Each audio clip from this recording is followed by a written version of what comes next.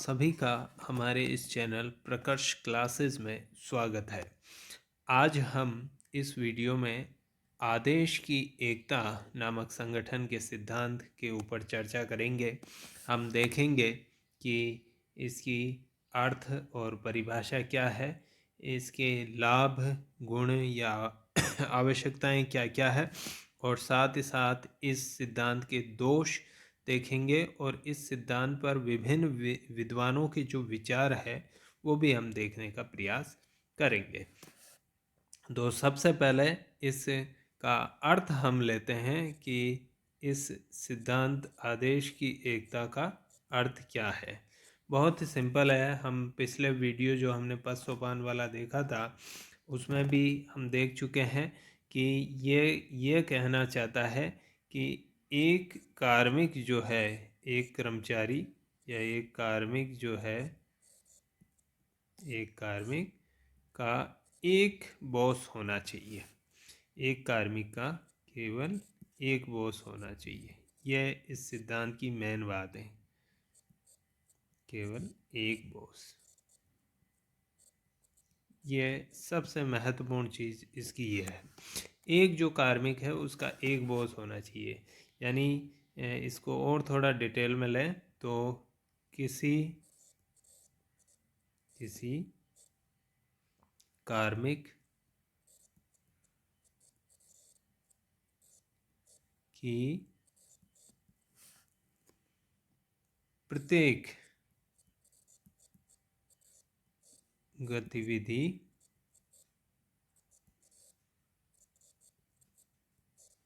के लिए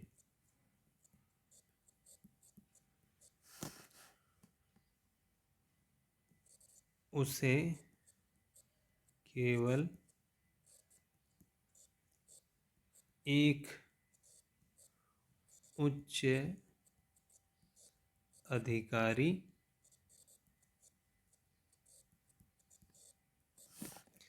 से आदेश प्राप्त होने चाहिए। ये बहुत ही सिंपल इसकी परिभाषा या अर्थ है कि एक जो कर्मचारी है उसको सभी आदेश, जो भी आदेश मिलते हैं वो केवल एक उच्च अधिकारी से प्राप्त होने चाहिए। यानी कि उसे जो आदेश मिलते हैं वो एक से ज़्यादा व्यक्तियों से प्राप्त नहीं होने चाहिए। तो यह सबसे महत्वपूर्ण इसका जो है परिभाषा है कि एक कार्मिक का केवल एक बॉस हो, एक कार्मिक एक बॉस। यह आदेश की एकता का सिद्धांत है। अभी हम आगे इसके कुछ गुण या इसकी जो है महत्व कहिए या इसकी जो है आवश्यकता कहिए वो देखते हैं। तो इस सिद्धांत के गुण या लाभ क्या क्या है वो देखने का प्रयास करते हैं कि गुण या लाभ क्या क्या है। तो इस सिद्धांत के गुण या लाभ में सबसे पहला जो लाभ है वो यह है कि उत्तरदायित्व, किसी व्यक्ति का जो उत्तरदायित्व होता है कि उसे जो काम करना है वो उसे अपनी सर्वश्रेष्ठ योग्यता के साथ संपादित करे। तो उत्तरदायित्व का निर्धारण ये इसमें आसान रहता है। उत्तरदायित्व का निर्धारण आसान, ये सबसे मेन फ़ायदा है। यानी इसमें यह भी क्लियर रहता है कि यदि किसी व्यक्ति ने कार्य नहीं किया है तो वो अपना जवाब किसे देगा? वो अपना जवाब उस व्यक्ति को देगा। कार्य किया है या नहीं किया है वो किसको रिपोर्ट करेगा? उस व्यक्ति को रिपोर्ट करेगा, उस उच्च अधिकारी को रिपोर्ट करेगा जिससे उसे आदेश प्राप्त हुए हैं। तो ये एक महत्वपूर्ण चीज़ है। तो इसमें तय हो जाता है कि किसी व्यक्ति को आदेश दिया, जैसे मान लीजिए ए जो है उच्च अधिकारी है, इसके नीचे बी कार्यरत है। ए ने बी को आदेश दिया कि ये कार्य संपादित कीजिए। अब यदि बी ये कार्य नहीं करता है तो ये निश्चित है कि ये काम वास्तव में किसको दिया गया था? बी को। तो उत्तरदायित्व भी अब किसका होगा? बी का। जवाबदेहिता, उत्तरदायित्व सब निश्चित हो जाता है। इसी प्रकार से एक और इसका जो है फ़ायदा है वो है कि संगठन में जो भ्रम उत्पन्न होता है, भ्रम और अव्यवस्था, ये नहीं होता है। तो भ्रम और अव्यवस्था से बचना संभव है। ये सबसे बड़ा एक फ़ायदा इसका है। कारण ये सिंपल है, यानी कौन किससे आदेश प्राप्त करेगा और कौन किसको आदेश देगा। यदि आप आदेश की एकता का सिद्धांत फॉलो करते हैं तो ये पहले से तय रहता है। तो ऐसी सिचुएशन में संगठन में भ्रम नहीं होता उत्पन्न, अव्यवस्था उत्पन्न नहीं होती, क्योंकि इसमें पहले से तय रहता है कि कौन किससे आदेश प्राप्त करेगा और कौन किसको आदेश देगा। तीसरा है ये पद सोपान का जो हमारा सिद्धांत था, पद सोपान सिद्धांत आप देख चुके हैं। पद सोपान सिद्धांत में ये सिद्धांत आया है, तो पद सोपान सिद्धांत के अनुरूप है, उसके अनुसार है बिल्कुल। जो पद सोपान सिद्धांत है बिल्कुल ठीक उसके अनुरूप यह सिद्धांत है। ये हम पढ़ चुके हैं। पद सोपान और आदेश की एकता के सिद्धांत साथ साथ चलते हैं। एक और इसमें है कि कार्मिक जो है या कर्मचारी जो हैं, कार्मिकों के प्रभावी पर्यवेक्षण में ये उपयोगी है। प्रभावी पर्यवेक्षण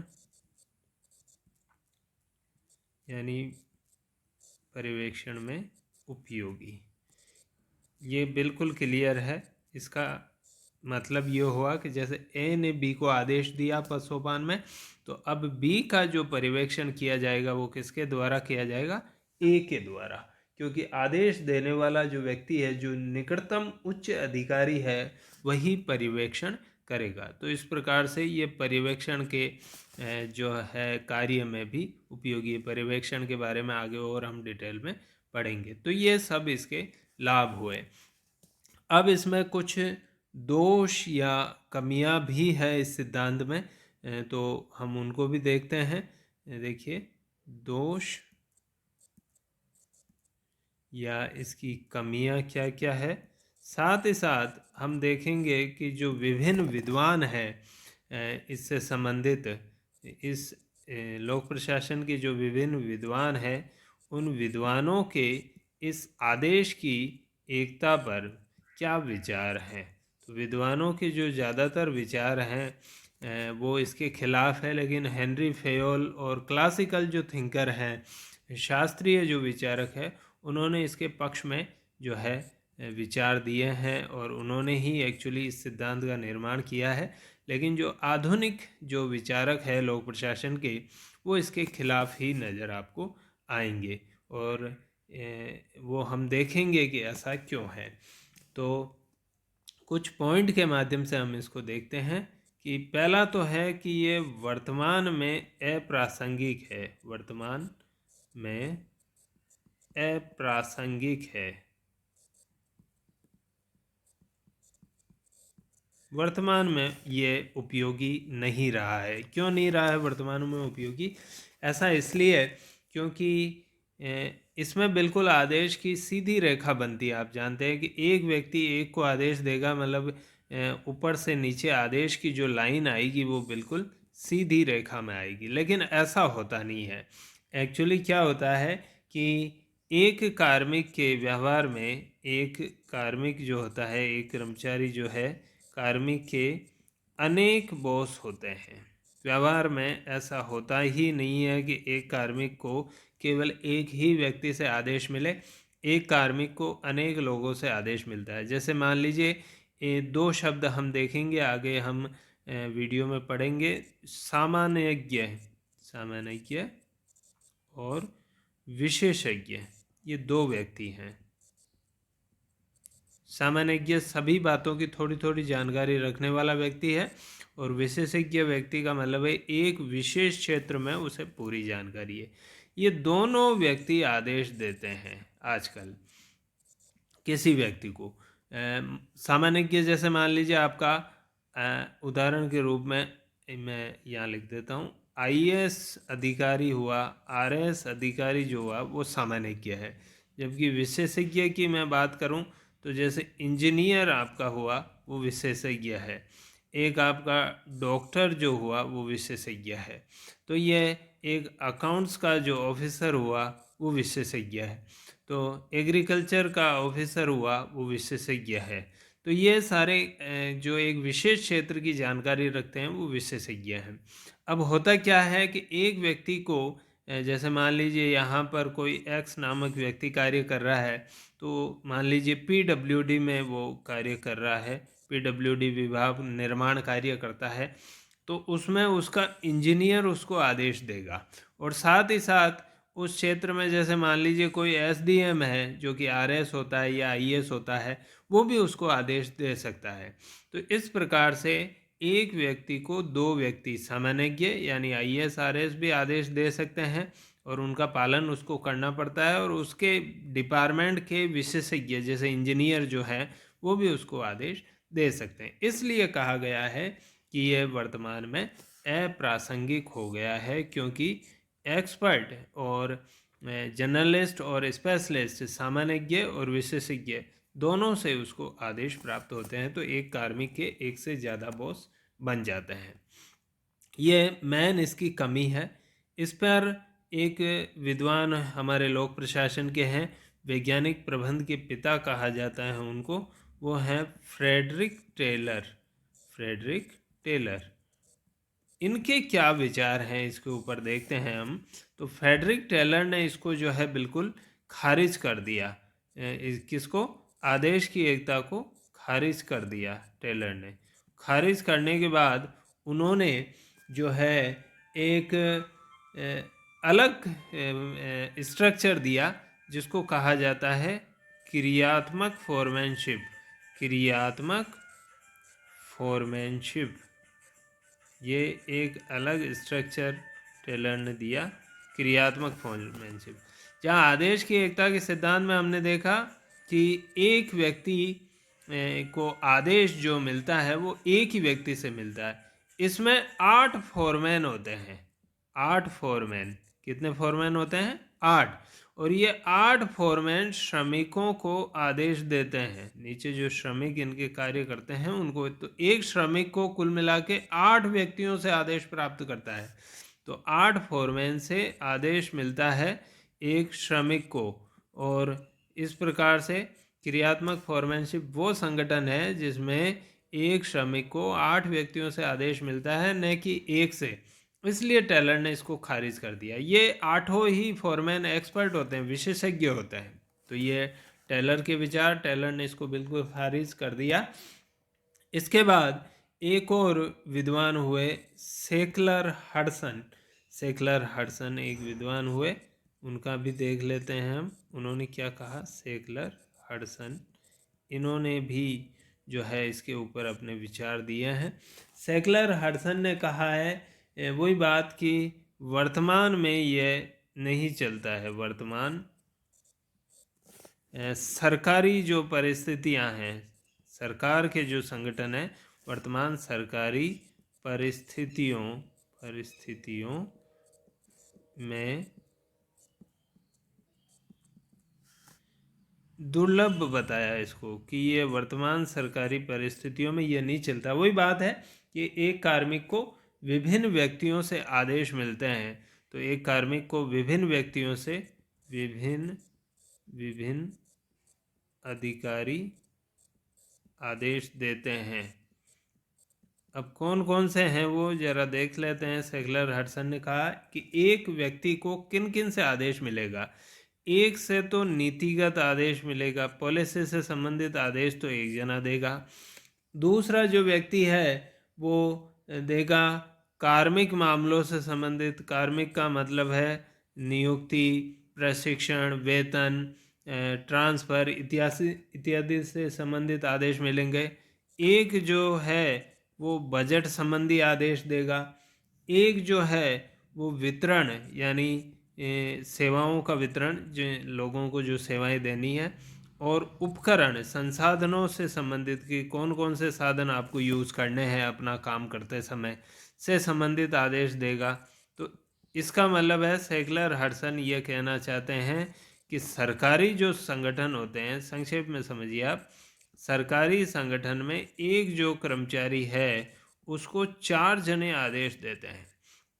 एक जना नीतिगत आदेश देता है, एक कार्मिक संबंधी आदेश देता है, पर्सनल आदेश, एक बजट संबंधी आदेश देता है और एक वितरण और उपकरण संबंधी आदेश देता है। तो यहाँ भी ये कुल मिला के अप्रासंगिक सेकुलर हडसन के अनुसार हो गया। फिर एक और व्यक्ति आए हैं मिलेट। मिलेट ने भी अपने विचार दिए हैं।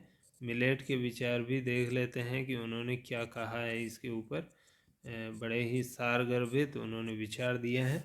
मिलेट ने कहा कि जो है इसको दोहरे पर्यवेक्षण, माफ़ कीजिए, दोहरे पर्यवेक्षण, सुपरविजन का क्या अर्थ है? सुपरविजन का अर्थ है एक उच्च अधिकारी द्वारा दूसरे जो उसके नीचे काम कर रहे हैं उनके कार्यों की देखरेख करना, तो ये कहलाता पर्यवेक्षण। अंग्रेजी में इसको कहते हैं सुपरविजन।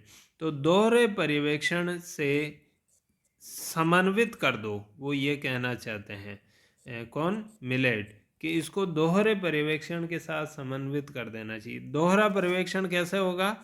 2 प्रकार के व्यक्ति पर्यवेक्षण करेंगे एक व्यक्ति का। एक तो करेगा प्रशासनिक पर्यवेक्षण, प्रशासनिक पर्यवेक्षण, प्रशासनिक पर्यवेक्षण। वही बात आ गई जो पहले में आई थी। ये कौन काम करेगा? ये काम करेगा सामान्यज्ञ, यानी वही आरएस और आईएएस एक व्यक्ति का सुपरविजन करेंगे, ये प्रशासनिक पर्यवेक्षण कहलाएगा। दूसरा जो है उसी के डिपार्टमेंट के जो लोग हैं, उसी के जो डिपार्टमेंट के लोग हैं वो तकनीकी पर्यवेक्षण करेंगे। आप इसको उसी उदाहरण से वापस समझ सकते हैं। ये विशेषज्ञ आ गया। जैसे पीडब्ल्यूडी में कार्य कर रहा है कोई व्यक्ति, एग्रीकल्चर में कार्य कर रहा है, मेडिकल में कार्य कर रहा है।